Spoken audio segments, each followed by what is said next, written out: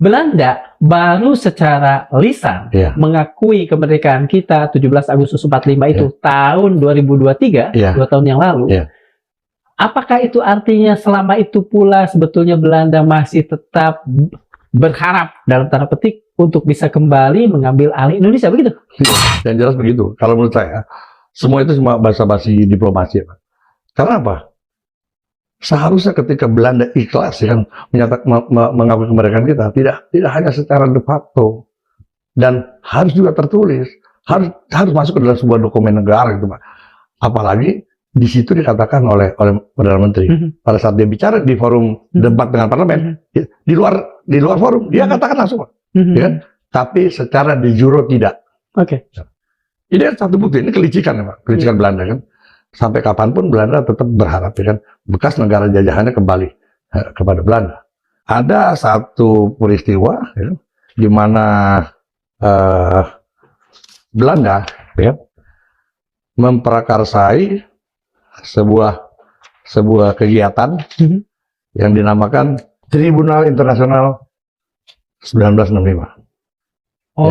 Tribunal untuk persoalan PKI waktu itu, ya kan, 65, ya, yang dilaksanakan di Belanda tanggal 13 sampai 15 November 2015. Melibatkan tokoh Indonesia, Profesor Dr. Todung Mulyo Lubis dan Nur Sahbani.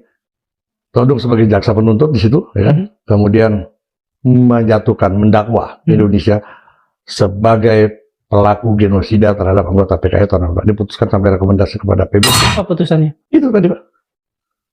Indonesia dinyatakan melakukan genosida terhadap anggota PKI, dan putusan tersebut disampaikan sebagai rekomendasi kepada PBB.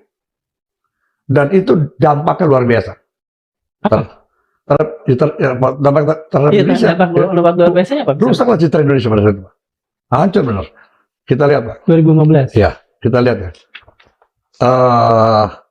Dokumen deklasifikasi rahasia Amerika, Pak, yang dikeluarkan tahun 2017. Dari US Embassy di Jakarta, ya, berisi tentang Amerika telah memfasilitasi dan mendorong terjadi pembunuhan massal pada peristiwa G30 SPKI demi kepentingan geopolitiknya.